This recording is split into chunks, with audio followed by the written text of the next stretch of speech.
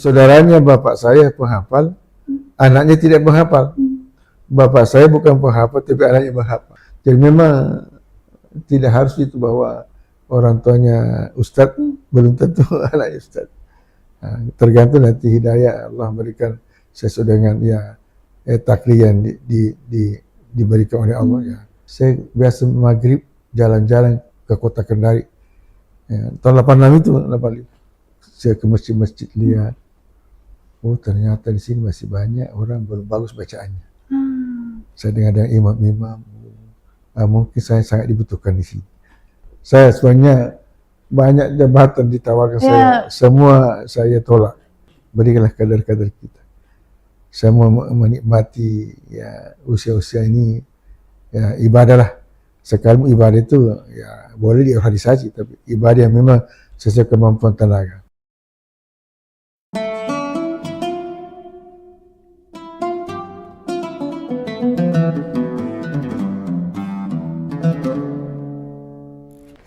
Assalamualaikum warahmatullahi wabarakatuh. Senang sekali rasanya saya Desi Triana menjumpai Anda dalam program Kisah Para Kiai yang tayang di channel YouTube tribunnews.com.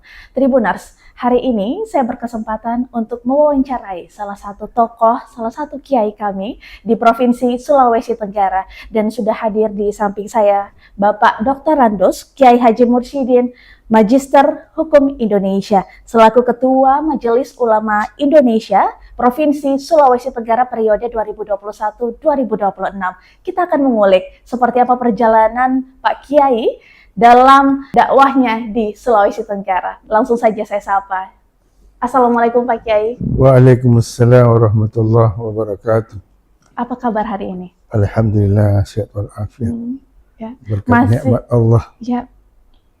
Nikmat Allah yang mengantarkan kita hari ini untuk tetap semangat juga. Alhamdulillah. Dan sebelumnya kami juga mengucapkan terima kasih banyak sudah berkesempatan diwawancarai dan untuk mengulik seperti apa kisah perjalanan dari Pak Kiai itu sendiri. Dan Pak, ini tahun 2026 menjadi akhir periode ya Bapak menjabat sebagai Ketua Umum MUI Provinsi Sulawesi Tenggara. Sebelum jauh melangkah Pak, saya ingin tanya dulu, seperti apa perasaannya di akhir periode ini? Alhamdulillah, saya bersyukur karena kita akan tampilkan nanti kader-kader muda sebagai pelanjut tongkat estafet kepemimpinan MUI ke depan insya Allah. Jadi saya merasa bangga karena melihat kondisi Sultra sudah banyak, kita punya kader yang bisa kita tampilkan sebagai menahkodai MUI ke depan insya Allah. Ya. Dan kalau boleh tahu sendiri, kabarnya juga ini adalah periode ketiga dari Pak Kiai. Artinya sudah mengawal Majelis Ulama Indonesia di Provinsi Sulawesi Tenggara selama hampir 15 tahun. Nah, ini perjalanan yang saya rasa tidak singkat, perjalanan yang cukup panjang. Bagaimana perasaannya Pak bisa berada dalam sebuah lembaga yang cukup besar? Alhamdulillah, jadi begini, terpaksa kita kembali cerita dari awal. Jadi sebenarnya kami ini, saya ini asli dari Bone. Di sana saya SD, tamat SD. Saya masih ingat tuh sekolah kami di Watampon itu, SD nomor 8. Tamat tahun 1970. Setelah itu saya lanjut ke PGA. Tapi namun demikian waktu di SD kami disibukkan di samping sekolah di dasar juga ada dulu namanya sekolah Arab. Nah, sorenya. Jadi pagi SD-nya, sore sekolah Arab. Malamnya saya menghafal mengaji. Jadi waktu itu kami termasuk kelompok ya tahfidz waktu tahun 70-an. Setelah terbuka namanya ada pesantren di Bone, namanya pesantren Ma'had Hadis Biru Watampone.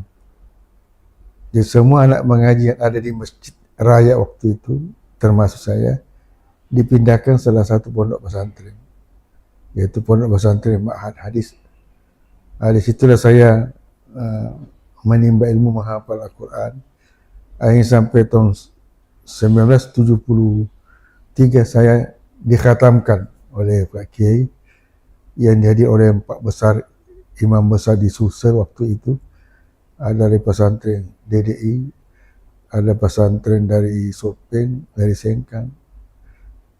Ya, terwujudlah acara namanya acara Maulid 4 besar, dirangkaikan dengan penghormatan seorang hafal Quran yang waktu itu saya diantaranya.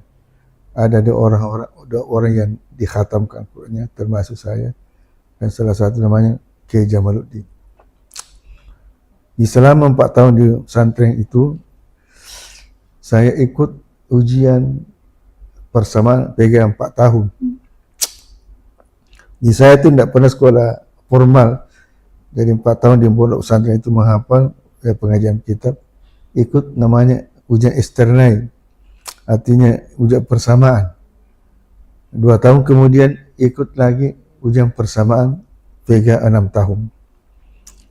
Dari tahun 1976 saya tamat PG 4 tahun. Dari situ melangkah ikut kuliah. Kita dulu masih ada sarjana muda. Ya. Saya sarjana muda 4 tahun. Ya, di bidang syariah. Karena saya kuliah di Fakultas Syariah, yang buatan Pone waktu itu. Setelah tamat sarjana muda, lanjut ke Makassar karena S1-nya di Makassar.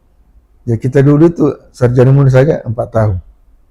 Terus lanjut S1-nya, doktoralnya itu 3 tahun. Jadi saya selesai tahun 1984 di Makassar waktu itu sebagai gelar Dr. Andes. Jadi kita dulu 7 tahun baru bisa selesai sarjana. Itu cepat. Ada yang 10 tahun. Seandainya dulu dibandingkan sekarang ini, sarjana muda bisa anggap S1, S2-nya itu doktoralnya. Nah, kita kan 7 tahun itu baru sarjana lengkap. Itu namanya Dr. Andes. Setelah 85, saya selesai 84, 85 saya berhijrah ke Kendari. Di situ ada pendaftaran pegawai waktu itu. Karena waktu 85 itu masih kurang sarjana, jadi gampang jadi pegawai itu tidak susah. Nah, walhasil terangkatlah saya pegawai tahun 1986 di Kementerian Agama.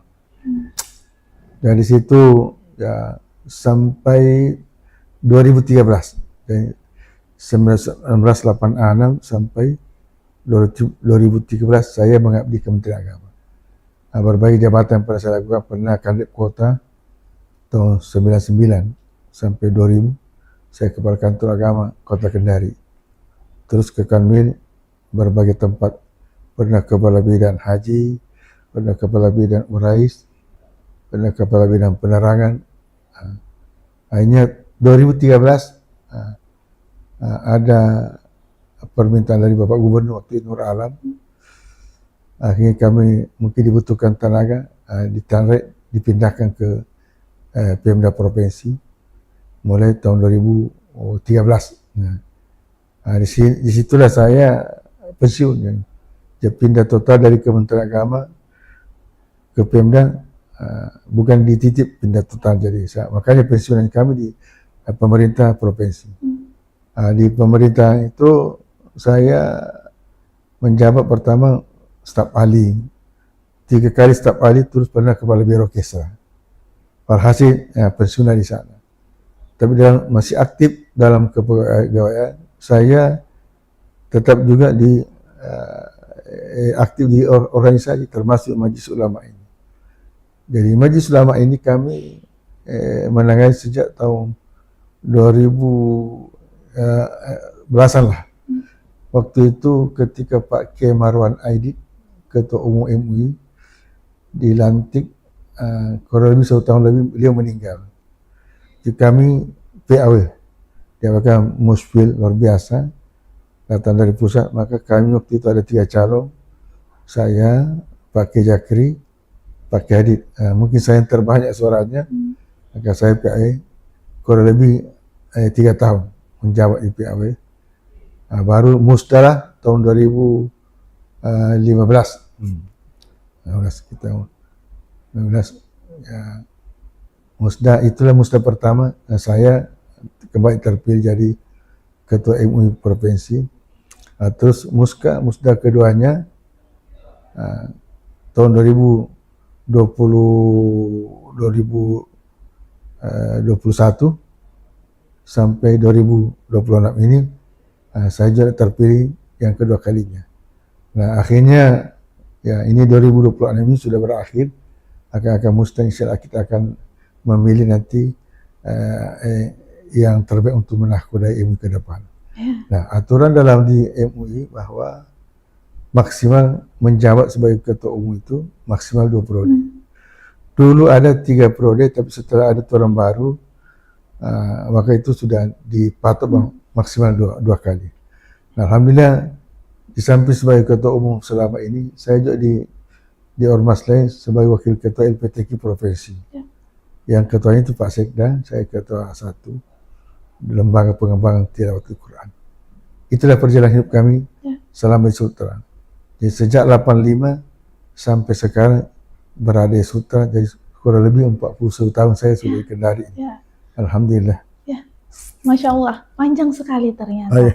Dari Bone, Watampone, kemudian ke Kota Makassar, kemudian memilih Kota Kendari sebagai ibarat ini sebagai tempat bernaung hingga sampai menduduki berbagai macam jabatan dan dipercayai juga sebagai Ketua MUI Provinsi Sulawesi Tenggara.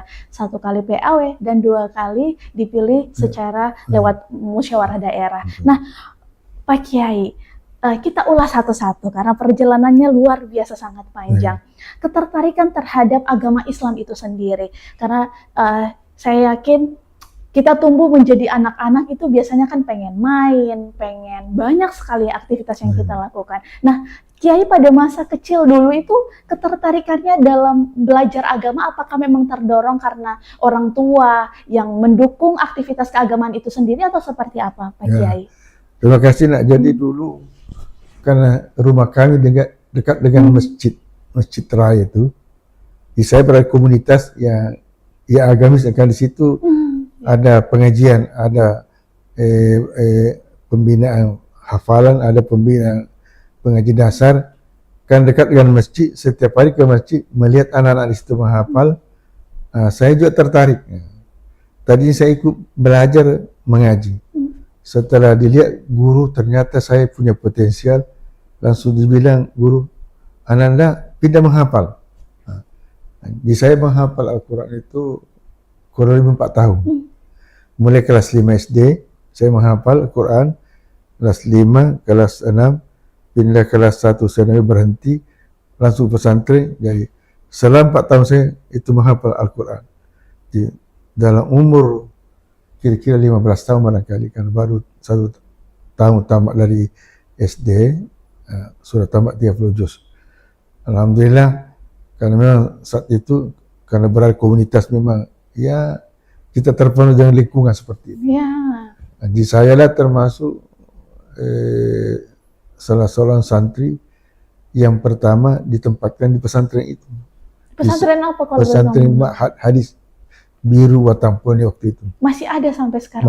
Masih ada sekarang. Saya masih membina sekarang di sana. Tapi sudah ada yang itu adik-adik kami menjadi pimpinan di sana yang melanjutkan. Di situ tercetak berbagai banyak hafalan Quran. Setelah saya pindah ke Kendari, saya tingkatkan pembinaan tahfidnya. Saya tinggal di Umu Sabri. Waktu itu saya buka pembinaan tahfidz. Ini muncullah banyak kader-kader kami sini yang punya pondok pesantren. Itu pondok pesantren Al-Askar, ada Hendrik Alpi, itu semua dari kami. Mereka sekarang besar pesantrennya, membina termasuk diantaranya bidang hafalan Al-Quran. Berarti dorongan lingkungan juga termaksud. Dukungan orang tua seperti apa? Ya alhamdulillah, karena memang lukis seperti itu, pokoknya memang lingkungan sangat berpengaruh. Ya dulu tidak pernah saya bayangkan mau menghafal Al-Quran, tapi karena selalu main-main di situ tempat komunitas, memang tempatnya para penuntut ilmu Al-Quran, akhirnya otomatis masuk. Alhamdulillah, seperti itulah yang kami alami selama ini. Kalau boleh tahu latar belakang orang tua dari Pak Kiai sendiri, kalau di Bone itu kan banyak petani. Iya. Ya, apakah orang tuanya juga petani kah atau Ah. pengusaha? Itulah saya katakan bahwa memang menghafal Quran itu satu hidayah. Ya, ya. Tidak harus seperti dulu bahwa tidak jauh jatuhnya buah dari Iya, pohon. pohonnya. Jadi kalau kita melihat sejarah, orang tua saya bukan penghafal, tukang emas. Wah. Tapi saudaranya bapak saya penghafal, anaknya tidak menghafal. Bapak saya bukan penghafal, tapi anaknya menghafal. Termasuk saya sekarang ini, ya, saya sedih menghafal, anak saya tidak menghafal. Pak tetap waktu masih kecil saya bina untuk menghafal itu, tapi memang tidak ada bakatnya. Ternyata bakatnya ke eksakta. Ya, anak saya pertama itu awalnya saya bina menghafal, selalu sakit kepalanya. Ternyata setelah berkembang, oh, memang dia bakatnya di eksakta. Jadi dia, anak saya lulusan UHAL itu jurusan fisika. Ya. Yang pertama, yang kedua jurusan bahasa Inggris, yang tiga apoteker, tidak ada yang terakhir ini saya ikut saya sarankan belajar di Kuala di Ayeng, alhamdulillah sementara S2. Dia itu yang anak saya yang terakhir.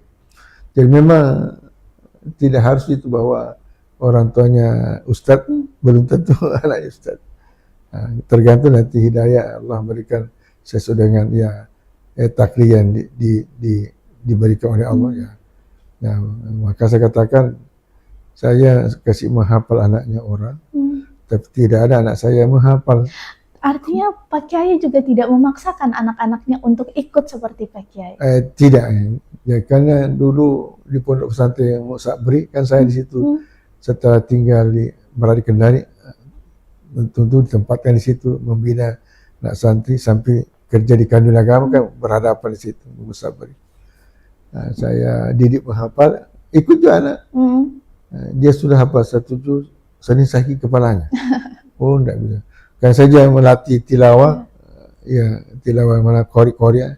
Hampir semua qari sultannya dari kami semua. Saya latih anak saya untuk tilawah, tidak bisa suaranya melonjak, datar. Memang tidak ada bakatnya. Dan itulah ada usaha. Tapi memang tidak ada nasibnya anak saya ke sana. Tapi yang jelas semua anak saya semua dari sekolah agama, nanti perguruan tinggi baru pindah ke di umum. Ya. Jadi tetap diberikan jalur akses untuk belajar soal agama. Ya, ada. Namun berjalannya waktu punya keahlian tersendiri. Ya, kita arahkan setelah ternyata kalian ini kita arahkan ke sana. Iya. Dan Pak Kiai ini menarik juga, sangat menarik karena ternyata di tahun sebelum Pak Kiai sendiri di Kota Kendari itu ada penerimaan ASN dan kemudian Pak Kiai kenapa memilih Kota Kendari di antara, maksudnya kesempatan juga pasti ada di Makassar, ya, betul, ada di Sulawesi Selatan. Kenapa Kota Kendari di Sulawesi Tenggara? Begini ceritanya nak, jadi memang unik. Saya dulu nak waktu di pondok pesantren tidak ada niat menjadi pegawai. Saya sudah senang tinggal membina di pondok pesantren. Karena waktu itu setelah Pak Kiai saya tamat, saya diangkat sebagai ajudan membina penghafal. Jadi saya asistennya Pak Kiai membina penghafal di pesantren Bone itu. Tiba-tiba waktu tahun 85 Kakanil Agama ini sepupunya mertua saya. Di mertua saya sepupu Kakanil Agama. Ketemu di kampung. Kan istri saya orang Palopo. Ketemu di Palopo bilang, apa kata mertua saya? Pak Kakanil, kan Anda Kakanil Sultra, Kakanil Agama. Ya, Anda butuh sarjana. Menantu saya di Bone itu penghafal Quran, sarjana syariah lagi. Langsung dibilang Pak Kandil, saya sangat butuh seperti itu. Apa waktu itu masih kurang sarjana. Jadi waktu itu saya disampaikan suruh ke Kendari. Kendari saya tidak tahu apa itu Kendari. Jadi untuk apa ke Kendari? Ketemu itu namanya Pak Jabar. Itu Pak Jabar namanya Kandil Agama waktu itu tahun 1985. Alhasil yang namanya tentu tidak mungkin kita menolak apa kata mertua. Saya lapor Pak Kiai Bone, ini ada perintah di mertua disuruh ke Kendari. Untuk apa? Disuruh bawa ijazah, barangkali mungkin pegawai. Pada saya dulu tidak ada niat menjadi pegawai. Sudah senang di pondok pesantren, begitulah. Walhasil berangkat ke tahun 1985. Langsung ikut tes. Nah, karena memang sarjana masih kurang, dibutuhkannya. Tidak susah, tidak seperti sekarang ini. Dulu dicari. Jadi terangkatlah 1986. Sampai sekarang. Dulu ketika saya terangkat muncul ada niat-niat kurang bagus. Apa itu, Pak Kiai? Maksudnya kalau nanti 100% saya mau kembali ke Buni, itu ya. niat tidak benar, tidak bagus. Karena termotivasi belum merekat dalam hati bagaimana pegawai itu. Karena saya di pondok pesantren juga digaji waktu itu. Sekali gaji kecil tapi berkahnya banyak. Tapi kenapa ada itu disebut niat tidak bagus? Begini. Itu kan mau pulang kampung. Ya, artinya nanti 100% saya mulai pulang ke Bone. Mutasi artinya apa sehingga tidak terjadi seperti itu. Saya waktu saya terangkat, saya biasa maghrib jalan-jalan ke kota Kendari. Ya, tahun 86 itu, 85. Saya ke masjid-masjid lihat. Oh ternyata di sini masih banyak orang belum bagus bacaannya. Saya dengar imam-imam. Nah, kalau di bawah ini banyak ulama yang bisa mengajarkan itu. Mungkin saya sangat dibutuhkan di sini. Itulah yang sehingga tidak jadi. Dan ada nilai semangat ingin menerapkan ilmu yang saya miliki. Karena mengingat ini sangat penting. Ini tugas kita. Kalau tidak kita sampaikan nanti kita berdosa. Itulah penyebab sehingga tidak jadi menjadi orang kembali ke Watampu. Sampai sekarang, alhamdulillah. Dan itu menjadi perjalanan awal juga dakwahnya seorang Pak Kiai Mursyidin di kota Kendari. Iya, alhamdulillah. Jadi makanya saya ditempatkan tinggal Musabri. Saya bina di situ namanya ada kelompok hafal Quran, ada kelompok tilawah, termasuk anak-anak pengajian kitab-kitab di Musabri itu, anak-anak santri antara maghrib isya. Alhamdulillah. Itulah banyak mendahulukan anak kita sekarang yang punya pesantren besar sekarang. Itulah yang menyebabkan sehingga tidak jadi kembali. Masya Allah. Sampai sekarang sudah 41 tahun berada di kota Kendari. Ya. Jadi lebih banyak hidup saya, umur saya, kalau ketimbang umur masih di kampung. Sekarang umur sudah 69 tahun. Jadi kalau 41 tahun berarti hanya 20 berapa tahun di Kendari, di Bone. Artinya hati ini sudah Kendari. Sudah, bukan lagi orang Bone, orang Kendari. Karena ketika kami biasa habis Ramadan silaturahmi ke kampung, apa kata orang di sana? Oh datang orang Kendari, bukan datang orang Bone, datang orang Kendari. Memang begitulah. Tapi secara latar belakang atau keturunan darah itu memang tidak ada Kendari sama sekali ya. Sulawesi Tenggara tidak ada ya. Sebenarnya begini, kalau kita kembali masalah keturunan, ini Kendari kan dulu sebenarnya bagian dari Sulsel. Iya, betul. Nenek kita banyak, makanya waktu saya ke sini sudah ada saudara nenek saya di Kendari Cadi, saudara nenek di situ. Dan nenek saya ada 8 ya, ada 5 saudara di sini, 4 di Kendari, 4 di Bone. Di waktu kami datang tahun 85 itu, sekalipun saya baru lihat di Kendari, tapi tidak merasa asing karena ada nenek yang tinggal di Kendari Cadi. Di situlah pertama saya ambil KTP di Kendari Cadi. Walhasil sampai sekarang. Terkait dakwahnya sendiri, Ustaz, masih ingat tidak tempat dakwah pertama, masjid pertama yang disambangi oleh Pak Kiai sendiri? Dakwah saya memang dulu kan waktu terangkat langsung di Kanwil. Tapi sebagai profesi, balik itu cara pertama di Musabri. Tapi saya waktu itu masih bisa kita merangkap penyuluh honorer.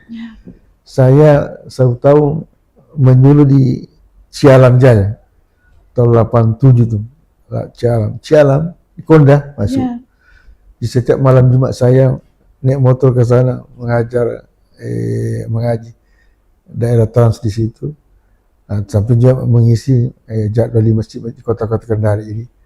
Saya bergiliran. Waktu itu masih kurang masjidnya. Paling masjid yang besarnya masjid rakyat kota itu Masjid Al-Falah. Ini Al-Kausar waktu itu datang belum dibangun. Masjid Al-Kausar. Nanti tahun 80-an sekian baru hampir tahun 90-an sudah baru dibangun Al-Kausar itu.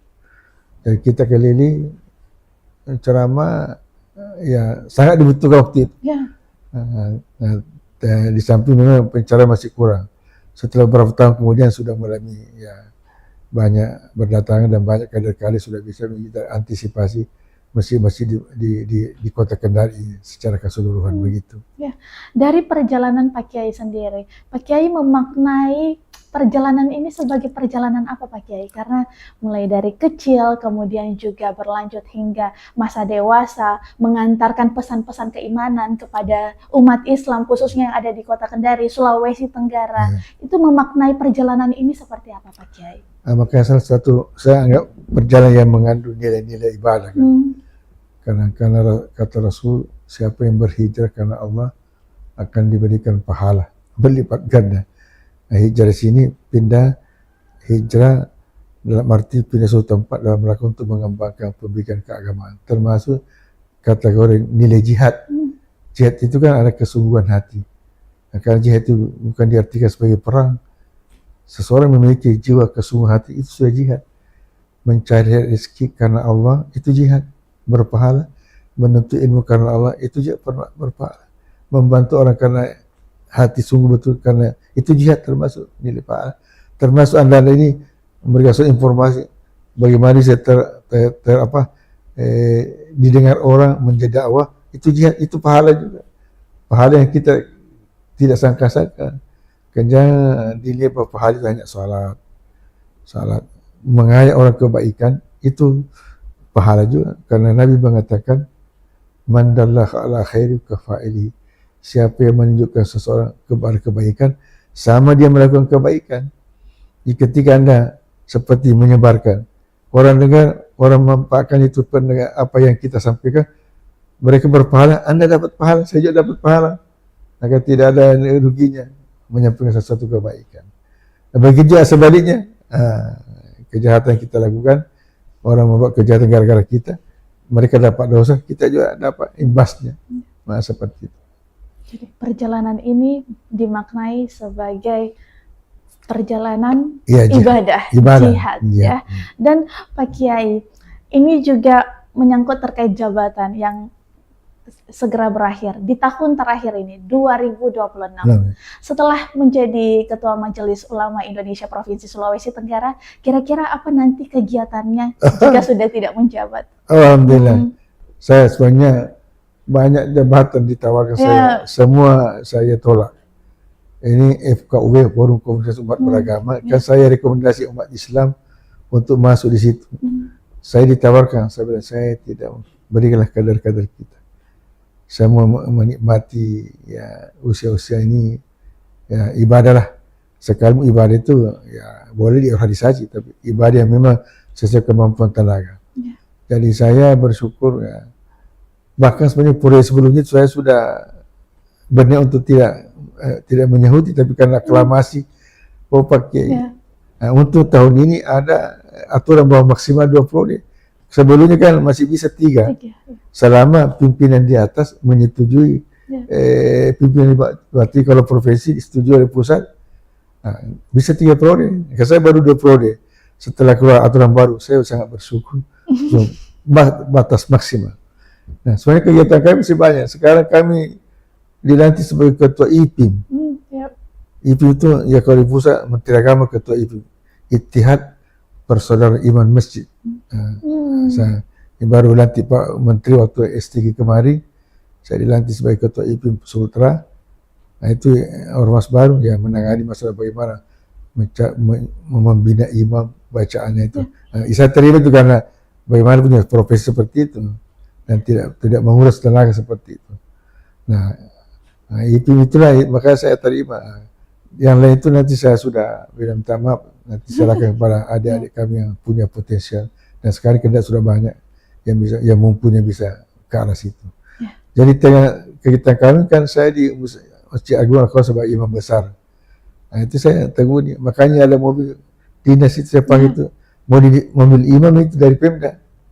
Sejak 2018 saya ambil itu mobil, dikasih untuk Pak Gubernur sebagai mobil dinas imam besar.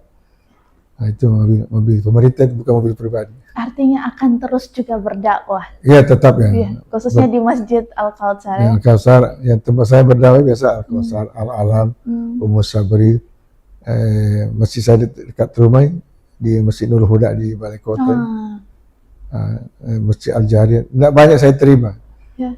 kecuali ceramah-ceramah lain. Saya kondisikan kekuatan kesehatan. Oke, terkait kesehatan sendiri nih Pak, dari Pak Kiai sendiri ada tidak tips menjaga kesehatan?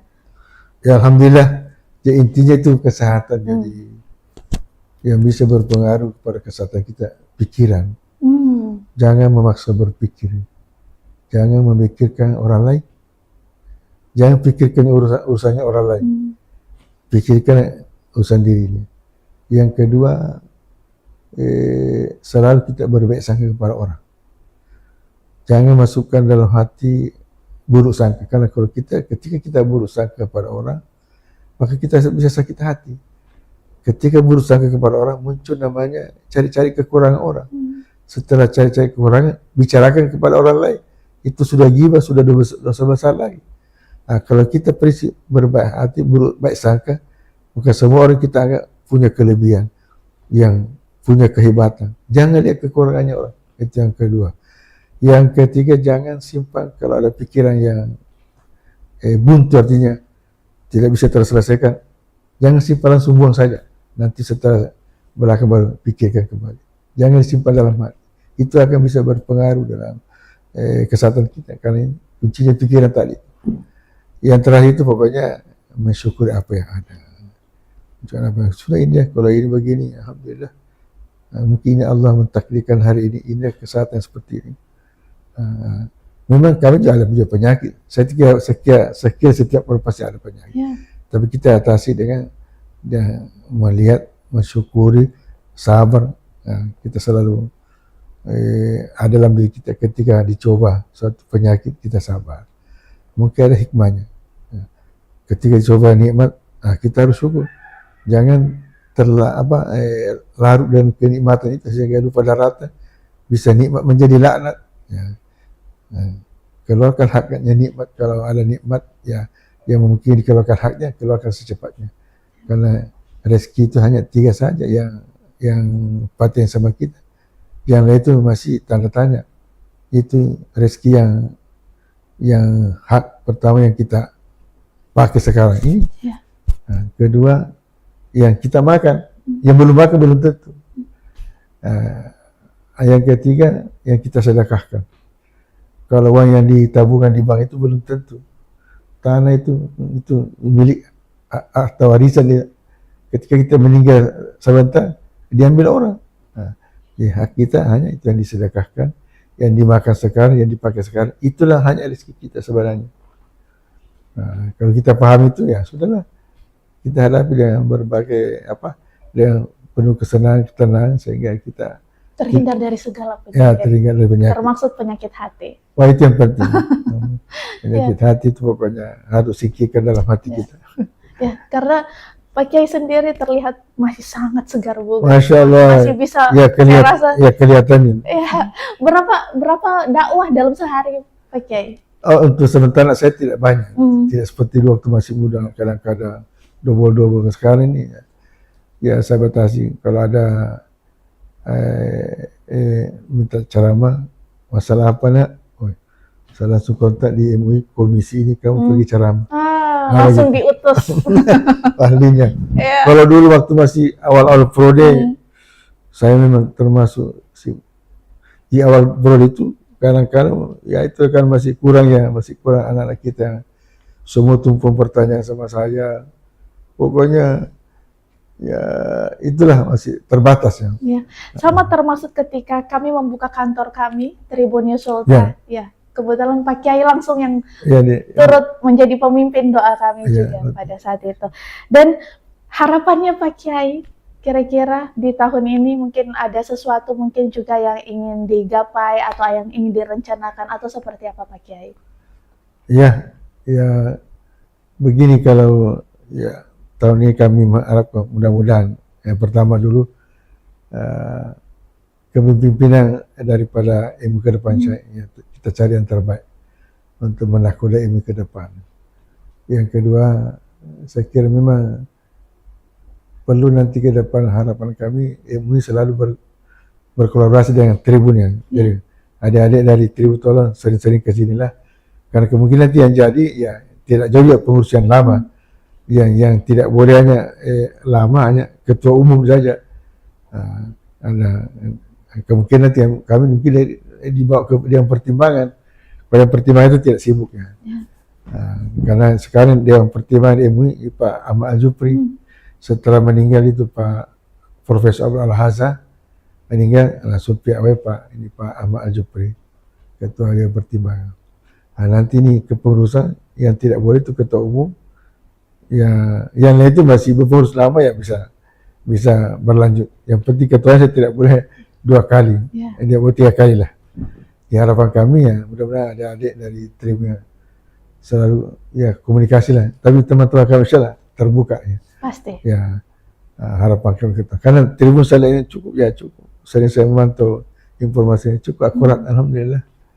Ada hal yang menjadi pelajaran pendidikan kita lihat apa yang disampaikan oleh di warga kita Tribun ini. Ya. Oke. Sekali lagi terima kasih banyak atas waktunya. Pak Kiai sudah membersamai kami juga.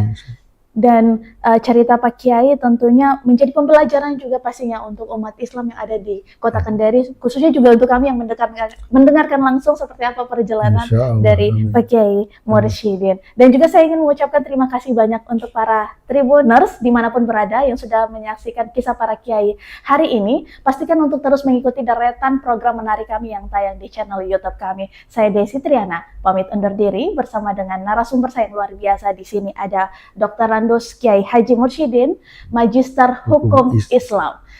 Pak, terima kasih banyak. Sampai jumpa. Assalamualaikum warahmatullahi wabarakatuh. Waalaikumsalam warahmatullahi wabarakatuh.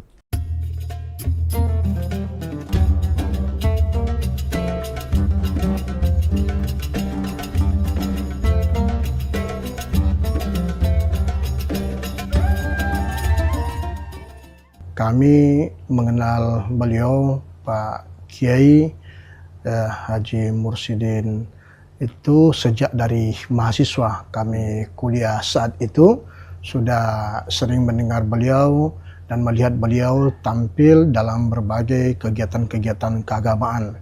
Bahkan beliau juga pernah mengajar kami di IAIN Kendari. Kami kagum kepada beliau karena memang beliau adalah sosok yang memiliki keilmuan, tetapi tingkat ketawaduannya cukup berbeda. Bagi kami beliau adalah sosok yang sangat ideal. Dia berdakwah tidak dengan retorika yang kuat dan besar, tetapi dia memberikan dakwah kepada kami contoh-contoh teladan yang sangat santun, yang baik dengan sikap dan perilakunya kepada kami anak-anaknya, sehingga kami mewarisi hal yang demikian. Tidak mesti keras, tetapi membangun jalinan komunikasi kepada semua stakeholder dengan ramah, tentram, dan damai. Suasana seperti ini sangat patut untuk senantiasa kita pertahankan, dan itu kami tidak dapatkan dari tokoh-tokoh yang lain kecuali dari beliau. Dan selama memimpin Majelis Ulama, memberikan kesempatan kepada kami semua di komisi-komisi untuk senantiasa berkembang, untuk mengembangkan ilmu kita masing-masing di berbagai sektor, sehingga kami merasa bahwa dia adalah seorang orang tua sebagai ayah bagi kami semua, sehingga apapun yang dikatakan insyaallah kami sami'na wa ata'na kepada beliau. Kiai Haji Mursyidin MHI adalah seorang imam besar di Masjid Al-Kausar. Kemudian saya mengenal beliau sudah puluhan tahun. Dan beliau orang yang santun, adalah pembimbing, penceramah, guru, kemudian orang yang santun dengan keluarga. Beliau sulit kita dapat karena dia adalah seorang penghafal, seorang imam, seorang penceramah. Kiai Haji Dr. Randos Mursyidin MHI, sosok beliau saya mengenal sejak saya santri di pesantren Ummu Sabri. Beliau mualim saya, guru saya, baik guru hafal maupun guru tilawah, dan guru bahasa Arab. Beliau tinggal di pondok membimbing kita. Kemudian sampai berikutnya kami sampai di masjid ini karena binaan beliau, dan beliau adalah yang pertama, selain dia hafiz Quran, beliau ada seorang pembina tilawah, kemudian ketua LPTQ, ketua Majelis Ulama, dan di organisasi Islam lainnya beliau yang jadi tokoh, ya jadi ketua.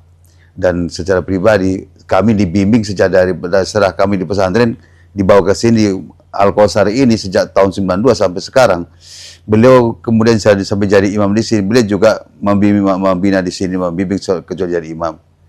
Selain jadi imam, beliau adalah membimbing setiap malam Rabu itu beliau untuk membawakan pengajian di masjid ini kita yang dibimbing. Dan yang sangat berkesan sekali, beliau adalah tidak mengenal capek, tidak pernah mengenal lelah untuk membina, baik yang dibina itu baik kalangan orang tua, mas ta'lim maupun mahasiswa, ya baik kalangan mahasiswa. Karena beliau itu selain mempunyai karakter pemimpin, tetapi beliau tidak pernah ada marahnya. Caranya bertutur kata itu sangat mengerti sekali itu yang dibinanya. Ya, artinya apa? Sekalinya beliau bicara, maka kami sudah paham maksud beliau. Dan beliau banyak santri-santrinya sampai sekarang penghafal sampai di Mesir, melanjut sampai kemudian sampai doktor. Itulah santri-santri beliau. Beliau sangat luar biasa, yaitu mencetak penghafal, mencetak qori, ya, ilmuwan di akademisi di IAIN itu, baik di IAIN maupun UNHALO. Mereka lah santri-santrinya beliau semua.